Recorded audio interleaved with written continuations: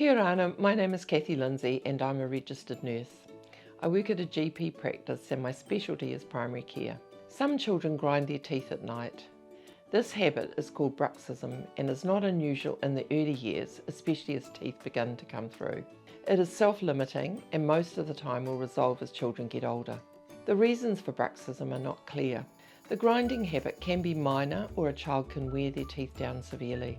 If the habit continues in later years and there is damage to the permanent adult teeth, some form of treatment may be needed. Some suggestions for treatment include minor tooth adjustments, the use of mouth splints or relaxation techniques.